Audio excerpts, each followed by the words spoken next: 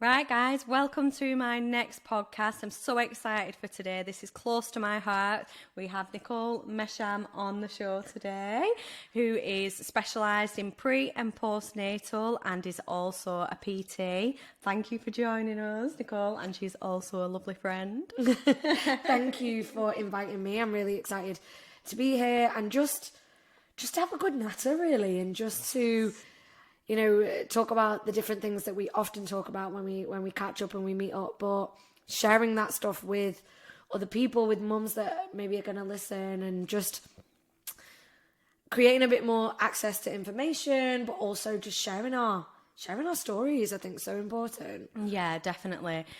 So, Nicole, do you want to explain briefly just what you kind of offer in the pre and postnatal before we get into things? Yeah, sure. So I have been a personal trainer for over 2016, so like 9 years now.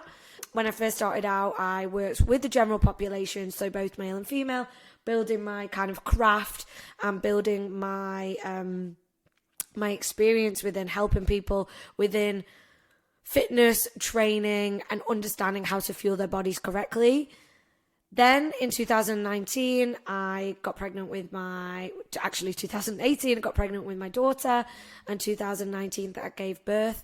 And then I transitioned into the pre and postnatal sector. And there's actually only 8% of the industry that's qualified in pre and postnatal training. So there's thousands of PTs in the industry within the UK, but only 8% are fully qualified in pre and postnatal training. So there's a massive gap in the market, but there's also a massive gap in experience to be able to cater to mums and a deeper understanding of the journey that you go through from, fertility to conception to being pregnant to managing pregnancy and then that postnatal period. And I was just really interested in it because I was going through it myself. Yeah.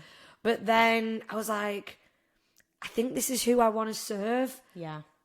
I was trying to still find my space in this industry. I think it's the industry has so much going on and so many information, and there's so much going on that you can get a bit lost in it. So I wanted to continue to find my place. I approach things like yourself quite holistically. I love kind of gut health and everything is our kind of whole circle experience. And yeah, training in pre and postnatal allowed me to bring that all together. And yeah, I've been doing it since 2019, and I've built lots of different products for mums, lots of different classes and options to move and get together and building communities. And yeah, I love it. Amazing. Yeah, so that's actually how I met Nicole. I came to one of your classes, didn't I, when I had my firstborn. And I do think there is such a big gap in that area for serving women prenatally, postnatally. I just think it's such an area which has just not got enough professionals in it, and that lack of support really can make that that journey after you've had your child good or not. I think I don't know agree. if you agree with that, but personally for myself, I think that support afterwards was absolutely vital for getting through it. But like we were talking, weren't we, about when you had your Eva. Yeah.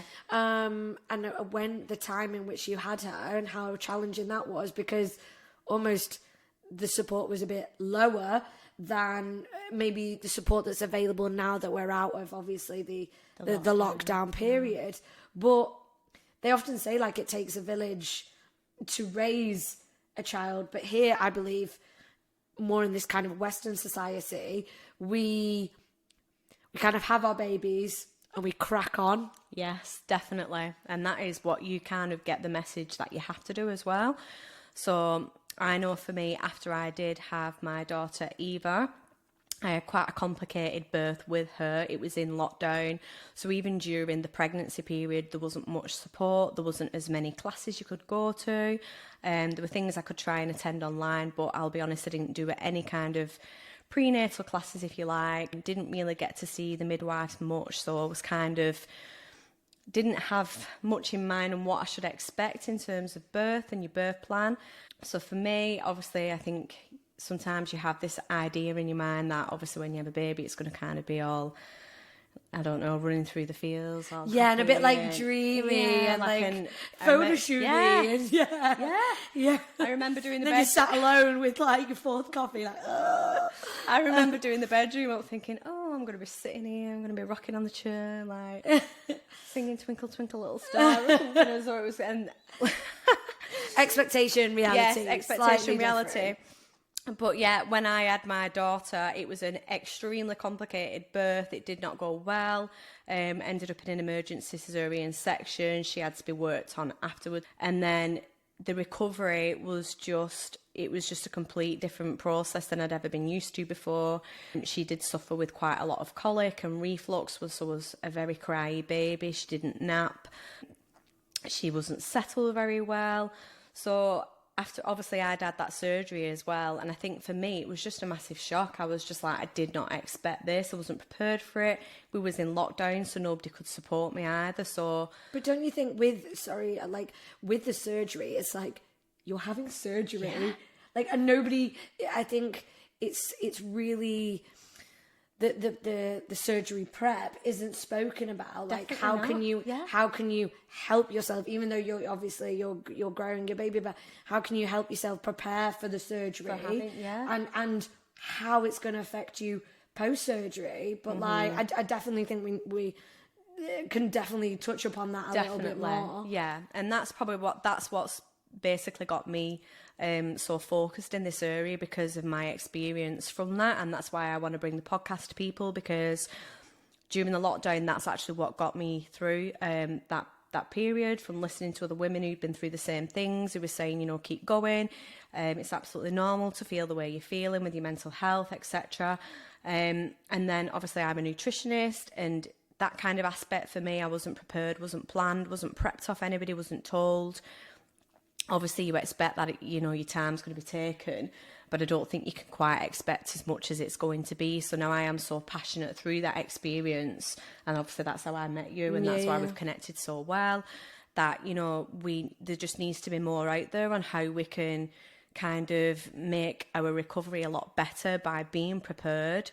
By having this support network around us, these women who are going through similar, if not exact the same, and how we can recover better by moving with other women and by having our nutrition, which our body very much needs as well. And I agree. I think it's, with what you were saying about preparing, I think there's this slight fine line, isn't there? We think sometimes like prep, like there's prep for like meal prepping 70 meals, and we're in different stages. We're talking about motherhood, and we're talking about preparing for the entry into motherhood, or managing newly motherhood, or at my stage my daughter's 5, so I'm managing that age category. But I think like knowing that prep can come in many ways. Like, I saw one of your posts on your Instagram. Check it out, by the way. Little plug. Is about, not being afraid to buy tinned things sometimes, or pre-packaged goods, or frozen vegetables. Like, make it accessible to where you're at right now. Yeah, and I think that's the biggest message you put across, and the biggest message I try and educate with the women I coach, because I think it's really important. I'm not qualified in nutrition. Like, I understand nutrition. I've been in this industry a long time.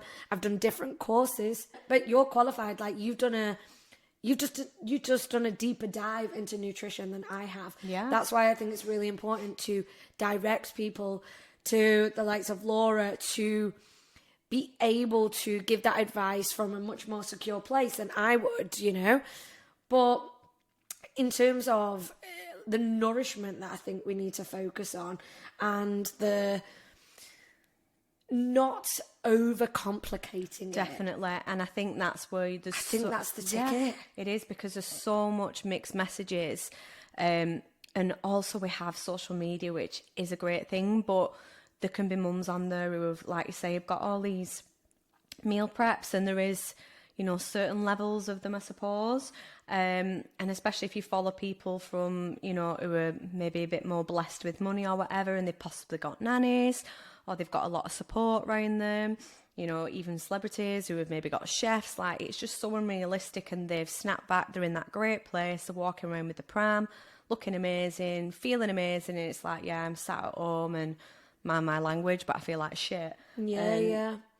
The last thing I want to do is get in that kitchen and prep, and, you know, it kind of just puts you down even more, doesn't it? So I think it's just being realistic and trying to put it out there that there is different levels of where you're at. If you've got a lot of support and your family are coming round, then possibly you are in a better place, whereas you can make, you know, a lot more meals and make them a bit more exciting. But then you're going to have people who have not got much support, like myself didn't.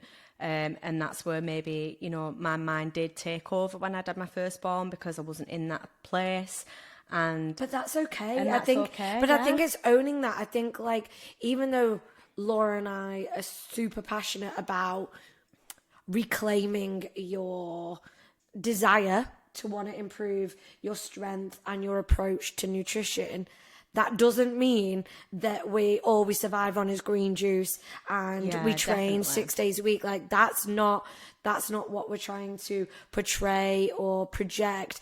It's that we're just trying to highlight that we've been there, we've been through it, and to get you to know that, like, it's a journey of growth and development in going, all right, I might not be eating 3 meals a day with green veg and all, but I'm eating one. Yeah. I'm eating 1 meal a day. Great. Like, sometimes babies are cluster feeding or they're not sleeping. Maya would not sleep put down. So for 10 months between her dad and I, we had to wear her in a baby Bjorn. That was survival mode.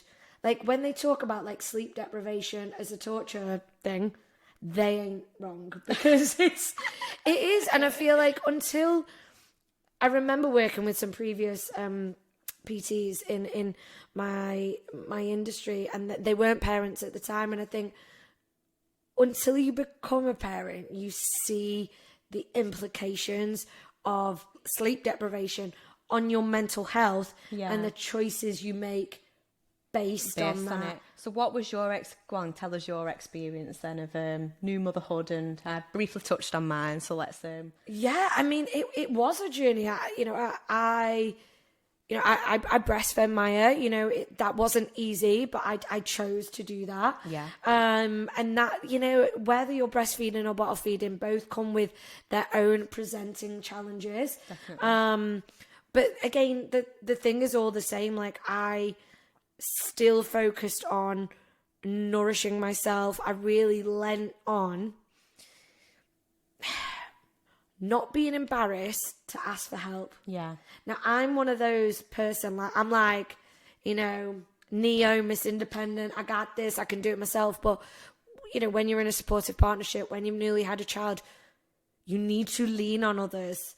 And that's when I said before about, like, it takes a village. Here, sometimes we feel like you've had a baby, or especially post C-section, it's like you've had major surgery, you can lay in bed one day, then, you know, maybe 2 at the most, out you pop.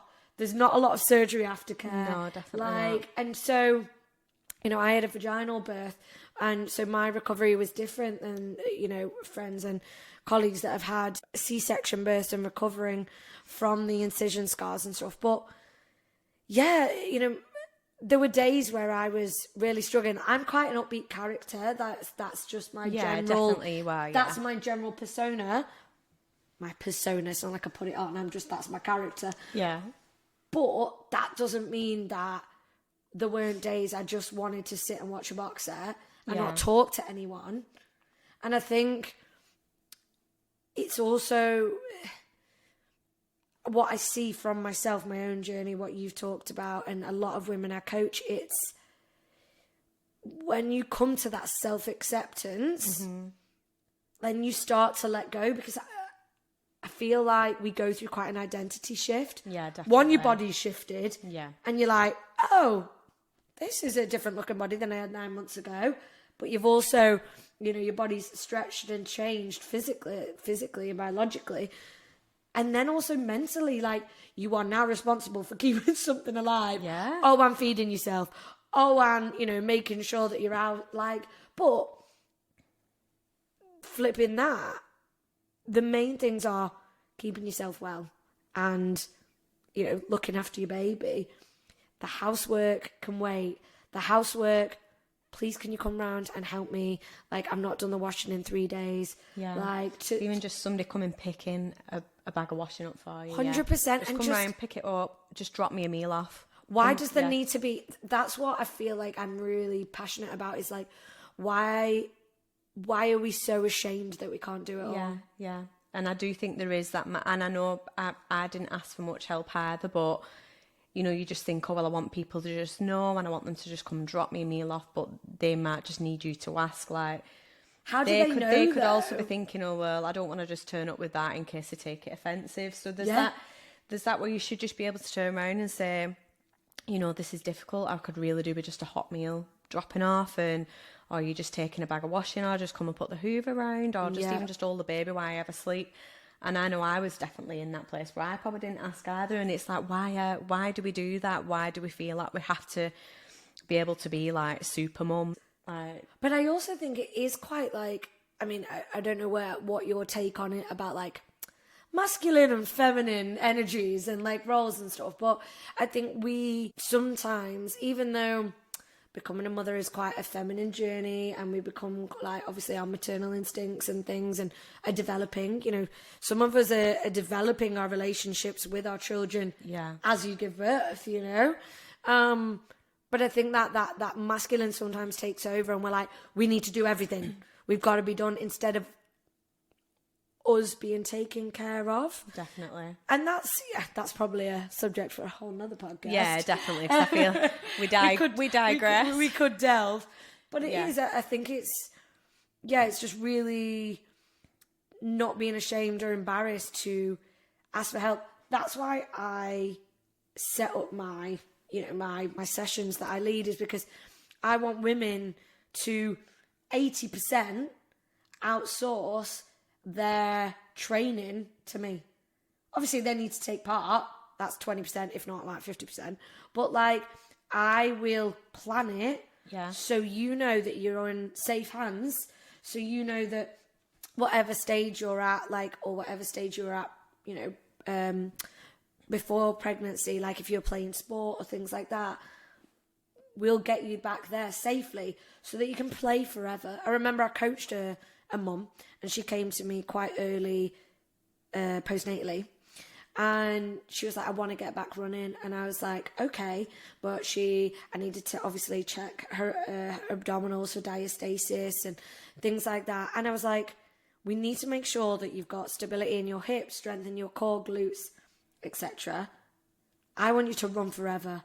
I don't want you to run 8 weeks postnatally, feel like your joints can't manage the stability, and then you injure yourself, and then you're off your feet for 6 months. That ain't going to help a new mum, is it? Yeah. So I think it's like us highlighting the development of strength and fitness, the development of nutritional knowledge. You've got to just start where you are, and I think that's important in any kind of health journey or wellness journey, is that everyone's going to be at a different situation or a different place, but you've got to start where you are and develop on it. Like you say, nutritionally, you know, somebody might have already been eating really healthily prior to having a child. That could be completely new to somebody, and having that one plate with the veg in is maybe where they're starting, but you just don't compare that to somebody else, because we're all different. We're all in different stages. But I think the main message to get across is just to not put that pressure on ourselves afterwards, that we've got to just bounce back. And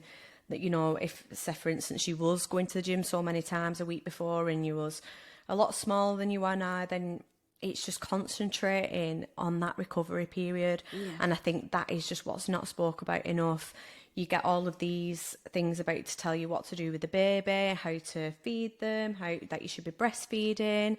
Maybe we should make our own booklet. Yeah, so you get all of this information about that, but the information you do not get is on how you need to recover. Like, yeah, I probably got sent away with a piece of paper on how to, you know, look after myself with a C-section in terms of not getting in the bath and not having a shower, but I wasn't told that, you know, you need to maybe be making sure that you're getting a lot of protein in your diet to make sure that, you know, you're repairing and you're recovering. Or well hydrated. And that you're well hydrated. That kind of information just was not there, and that, you know, you've lost a lot of blood, so therefore your iron levels are probably not going to be great, so therefore try and make sure you get foods in with iron.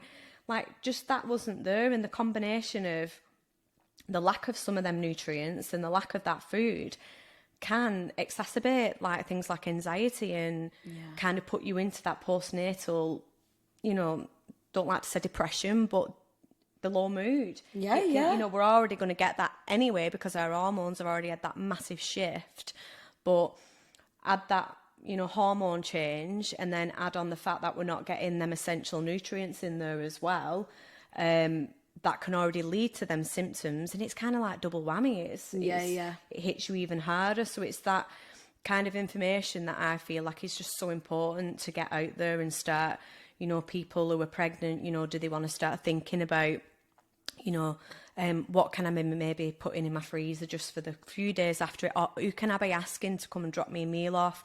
Who can I say, you know, I'm probably going to need some, you know, some washing picking up, or can somebody just come round while I cook something? There's so many different ways we can try and hit that recovery different, but I just think it's essential. And then also like the group, like I don't know whether you'd mentioned, but you can take your children along to your baby sessions. So my barbells and babies, you can bring the baby. So it's creating that accessibility again, and that space and that safety of knowing that you've got access to structured safe movement with your baby, so not having to organize childcare, because I think that's a barrier. That's a barrier to moving, whether it's through dance or whether it's through exercise, changes your state. Definitely. And I think that's what we're so passionate about, isn't it? It's like you can change your well-being and your state of mind through good nutrition. You can change your well-being and state of mind through good movement. Combine those two, you're unstoppable to do whatever you want. Definitely. To apply that energy. But you know what you were saying before about like mood and energy? I remember, and again, we're very fortunate to have, you know, our NHS, and we respect and we're you know, we're very fortunate at that. But I think when it comes sometimes to the nutritional guidance, unless it's maybe from a specific dietitian within the NHS, which is not often given, it's very basic advice. And I remember a new mum saying that she was feeling like really lightheaded, she was feeling like really jittery, and she went to I don't know whether it was a doctor or a midwife, I can't remember, and they said just eat more regularly. And I was like, okay, fair, if she's not eating. And I was like, okay, like, and so I asked her, okay, that's great, I'm glad you asked for the advice. How do you start your day? Coffee and a biscuit, right? And then what do you have after that? Piece of toast, right? And those are not completely negating or disrespecting those. I love a coffee, but if you're already very sleep deprived, so your body is already in a state of stress, you then added in that coffee, which is going to obviously stimulate, give you a bit of an adrenaline rush. When you come up, which way are you going to come? Down, right? Then if you've not got a lot of food, a lot of fuel, whether it's carbohydrates, fiber, or protein, of course your body, your blood sugar is gonna drop. So the one thing I would have wished is that the questions would have been asked a little bit deeper, like what are you eating, and then she would have been directed to, okay, maybe start your day with a protein-based breakfast. Which you're always recommending. It's going to keep you satiated, right? Definitely, and that's the thing. It's trying to choose your meals wisely. It's not saying that you need to go and have something that's like, you know, this massive Mediterranean dish, which like Instagram worthy. It's just trying to make them small changes. Like if you are getting up and you're having your coffee and then you're having a biscuit, like you just explained there, then you're going to get that massive blood sugar drop. And a lot of people who I work with, they'll say, oh, I get up and I have a piece of toast and then I'll have my lunch. And it's like, it's an empty carbohydrate, if you like. You've got your different variations of carbohydrates, and you've got the ones which are refined, like a white piece of toast or like a biscuit or a muffin, and then you've got your more complex ones. And the difference between the two is that the refined one causes your blood sugar levels to go up and then they drop back down, whereas the complex ones, they have to be broken down. They're attached in a molecule with lots of fibre and other bits and bats, so it takes your body a lot longer to break that down, so it gives you that sustained energy, keeps you fuller for longer.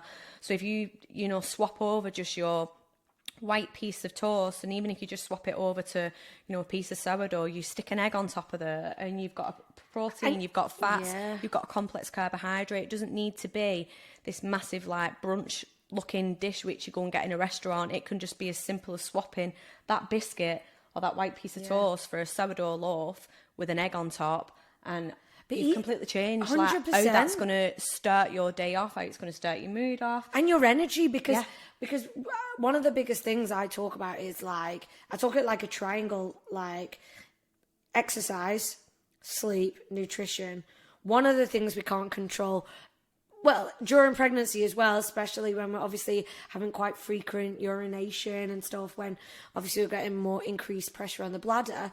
So sleep's, something slightly out of our control. So movement and nutrition are a bit more in our control. Now, when I say control, I mean it very loosely, not like control, regimented control. I mean like you can make those healthy swaps, like Laura's saying, to positively influence your energy, because the fact that you have sleep, which is out of your control, it's going to take you for a while. It's going to take a while for you to feel whole.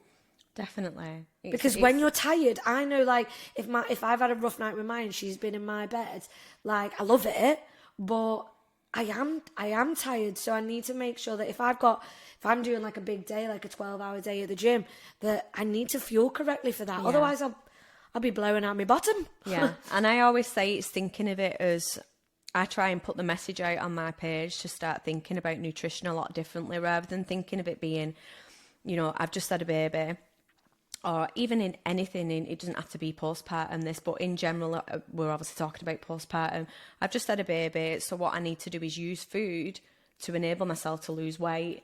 And that's quite often the mindset that people have. And rather than thinking, I've just had a baby, I need to use food to fuel my body to recover. Yeah. And that's the biggest mindset change that I think just needs to happen.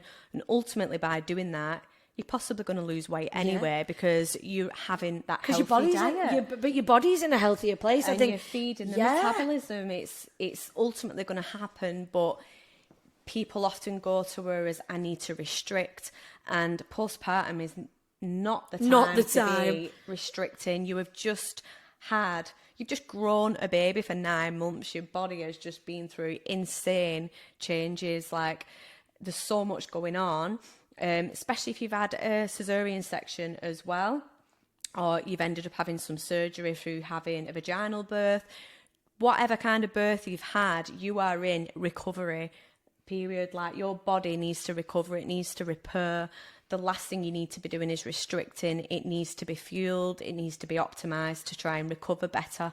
And that's, I think, what people need to try and come away from, thinking, I need to snap back, I need to lose weight, I need to get into this kind of mode. And I think looking at food as fueling yourself is just going to give you that different mindset change. And also, when you are sleep deprived, I know that's something you've mentioned there, you're kind of going on high cortisol levels, high adrenaline levels, and it's also knowing that is going to give you, that actually gives you cravings for those more unhealthier foods. And I think if people know that, then they think, right, well, I want to get up and, oh my God, like, my adrenaline, my cortisol's through the roof because I've not slept. I just want that muffin. Like. But you're looking for a quick dopamine hit. So you're like, I need it. Yeah. And that gives you that. So there is actually the science there that is, that's fact. When you are in that state, your body is craving that food. So you've got to kind of just think, right, well, I know that's what my body and my state of mind's craving, but I know that I need to get this fuel and energy in. Yeah. And whether that means you have the muffin and the cake after that, then yeah, but that's the thing, whatever. isn't But it? then you've We're had not that trying prior. to. We're not trying to demonize the muffin. Like, crack on with the muffin, but make sure you're eating like Just your eggs make and sure you eggs get- and salmon. Like, Yeah. get your good stuff, and then if you want to have that level of let's call it indulgence, like embrace that life is for living. Of course it is. And Who doesn't have it? We've wanna, got them over there on the shelf. Yeah, I've got chocolate twist after. We've got a Thank you muffin very for much. you, But I've had a post. detox tea because I was saying I've had some caffeine already this morning, and I know if I have too much, like that is going to influence my sleep. I've got a long day today and tomorrow, and so I want to, like, it's becoming more in tune with what your body wants and needs. Yeah. And I get that in that early postnatal period, you're not even thinking the way we're thinking. Remember, Laura and I are at different stages, but what we're saying is we have been at your stage, and almost not like don't make the mistakes that we made. You know, like in a way, it's like we're trying to say like, if you could nourish yourself quicker, you're gonna feel better quicker. And then that is like game changing, because then everything else feels better, doesn't it? And I think, you know, I had my second child only 18 months after my first child, because I'm mad like that. And that is the one thing I learned from the first to the second. Had a C-section again. Wasn't planned, but it was very likely it was going to happen. And because in my mind I was already told the first time round it's very possible that if you have a child again you're going to have a C-section. Still tried to have a natural birth again, long labour, not great. So the births weren't actually that different. Yeah, I'd already had the experience of it, but it was a long labour, exhaustion, etc. But the different thing I knew this time was, I knew I shouldn't expect to come home and be able to just get in that kitchen and start cooking. And I kind of knew that that's what went wrong the first time around. Yeah. Obviously, I couldn't have had that first experience again because, you know, I'd already had it. So I was a bit more mindful of how it worked. But the difference I did is I made sure I was prepared for that second birth. I made sure I was, you know, getting simple ideas of what was going to be cooked. I'd put a few things in the freezer. Again, love your freezer. There is nothing wrong with frozen vegetables. There's nothing wrong with a can of sweet corn. There's nothing wrong with a can of peas. Like, you know, for some reason I think there's this bad message about freezer food, and that's more referring to, you know, if you're going to get a frozen, I don't know, big massive chicken nuggets or something like that. Yeah. But in terms of your fruit and simple meals that you can make, so it doesn't have to be the sourdough and an egg every day. It doesn't need to be the smoked salmon and eggs and lots of veggies. It can just be a big bowl of oats, you know, with whatever milk you choose, or overnight oats, and soak it in some Greek yogurt, which has got protein in there. And then just pile in things like flaxseed in it, chia seed in there, which have got, you know, your omegas in, which are essential for your brain health. You know, a lot of them are packed with nutrients as well. So it's just thinking what's simple for me. Like, you know, on some mornings, have I got my partner at home with me? Or then have I got somebody, and then you can have your your eggs and your salmon or whatever. On them mornings, you know that's not going to happen. Just get up, get that bowl of oats, get the milk in there, but just make sure you're piling it with, you know, like, get some frozen fruit in there, frozen berries to get them antioxidants. I had oat bran this morning, oat bran, which is like quite high in fibre. I believe we don't have enough fibre, like, or women I know, like, you know, I'm quite out there. I will ask you what your toilet habits are like. I think it's, you know, a quite eye-opening question, but I also think your toilet habits are a true reflection of what's going on internally. Like, everyone can say they're okay on the outside sometimes, but then what feedback are you getting internally? So I think, making sure that we're eating enough fibre is so important. Which, again, is in your oat bran, is in your oats, is in them nuts and seeds. It's just making sure you're finding them quick win meals and what you can have. Again, you can buy things like frozen sweet potato, frozen butternut squash. Yeah. You literally chuck that in the slow cooker. Chuck that in the slow cooker, get some chopped casserole meat, and you've literally got the frozen casserole veg. I do that all the time. You know what's my favourite? So many quick wins just to chuck in there and just go. Steaming.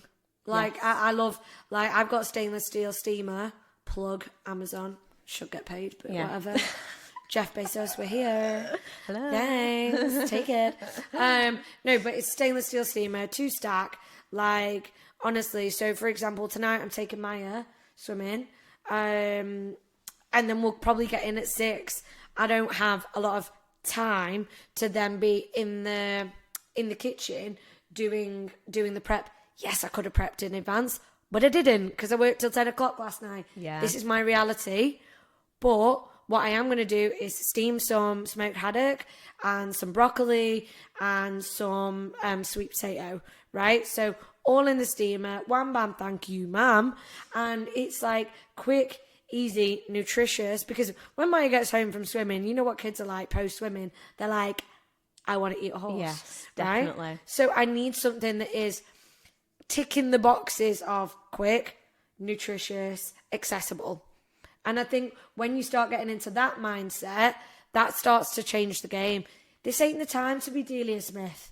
Like, No, save that for the weekend, or save that for when you do have a bit more space, you know? Like, be okay with where you're at. Yeah, I think that's our biggest message, isn't it? You've got to just do the quick wins. And yeah, on that one, I literally roast a lot of stuff as well, because anything that I can put in and I don't have to sit and watch is the best. So it's either the slow cooker or it's getting, you know, a big sheet pan together, and and I even line mine so I don't even have to scrub it afterwards. Yeah, because I don't want to be scrubbing anything. I want to put it in the dishwasher. So yeah, literally frozen butternut squash cubes, frozen sweet potato cubes. Even if you've got your frozen veg, chuck it on the tray, line the tray so you don't have to wash the tray. You have to wash it, but you don't have to scrub. Yeah. Extra oil, Just flavor put it in for next time. But yeah, it's thinking of them quick wins. Like I'm full of them. Check my page out, 'cause I'm literally full of the quick wins because I love a quick win. Yeah. Still got a 3-year-old and a 1-year-old, so it's still very manic. So it's trying to think of those quick ways and just and once you start getting into it, you know, it's really easy, and then you do start realizing the benefits of how better you feel. So just like Laura was saying with nutrition being kind of restorative and re-nourishing, that's what I'm trying to champion from movement in this really newly postnatal period, is making it very restorative, reconnecting to just your body and being more mindful of the body that you currently have, respecting her, improving just the way you feel, reducing stiffness, reducing aches and pains. Remember, at those early stages, you're going to be feeding a lot because the baby is, I mean, our children are always dependent on us. Yeah. But, you know, in those new stages, it's very, very highly dependent. So your posture is going to be highly affected. So really doing a lot of stretching and mobility work. But there's a lot on my page. There's a lot of things that I can send you and direct you to, and resources that are available. So please don't feel like you're alone. I know it can really feel that way sometimes, but I'm so grateful for, you know, connecting with people like the likes of Laura and fellow women, but also mums in this kind of wellness and fitness industry, because it makes me realize that, like, I'm not alone in finding it hard. Like, being like the healthiest version of myself isn't that easy. Yeah. Like, and it's not like, it is a choice that I have to execute every day. Definitely. To be healthier. Like, living here sometimes in the West. Like, I used to live in Los Angeles. Oh, wow. Right. So like pre-PT days, I worked on private yachts, and I was based in LA, and, you know, especially around there, we lived in kind of Venice Beach, Marina del Rey. You know, there's a juice bar, there's a Soul Cycle on it's kind so of every much avenue. Easier, isn't like it? Yeah. Healthy living is much more accessible. You go down King Street, there's 4 takeaways in the centre of Wigan. Like, sadly, there isn't really many places that you can get a salad or a juice. I'm not saying that you can't go for a bagel and a cup of herbal tea, but I'm saying there's not a lot of diversity There isn't. in our eatery options. No. Hold the phone while we create our own And restaurant. that is another, that is a complete whole new thing. I actually did put a petition up for that, actually. Better replug that again. But like you said, there's just not that accessibility. Here in Standish, you go into the centre, there's absolutely tons of takeaways, absolutely tons. There's probably not one place that I can go and get something really healthy from.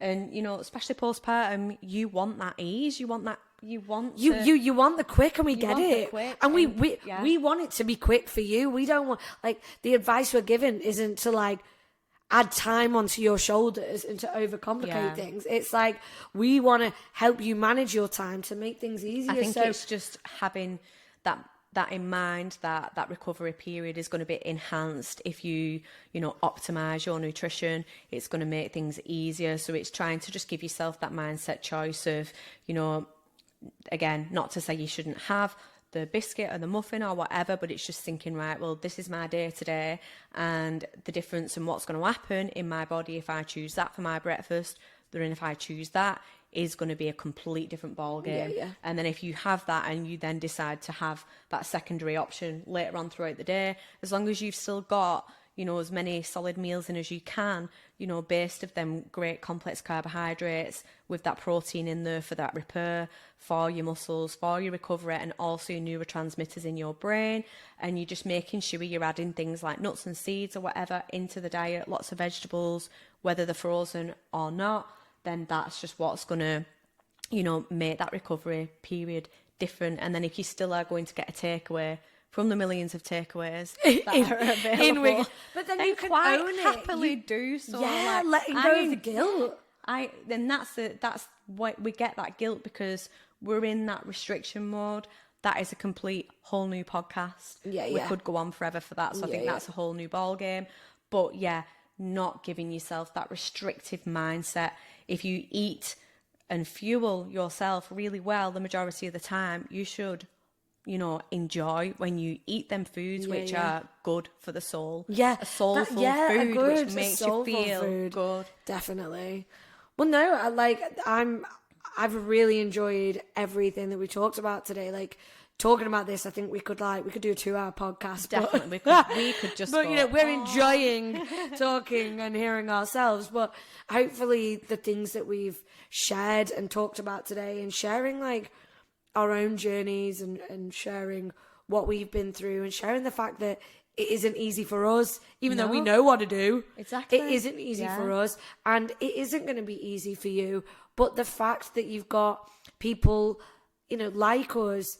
Like, we'll hold your hand, we'll guide you. Like, let people like Laura and I support you through the challenges that you face. Lean on us, because the more people that you've got around you going through the same thing, it will help you feel less alone. So, yeah, definitely. And I totally agree with that. And and I second that.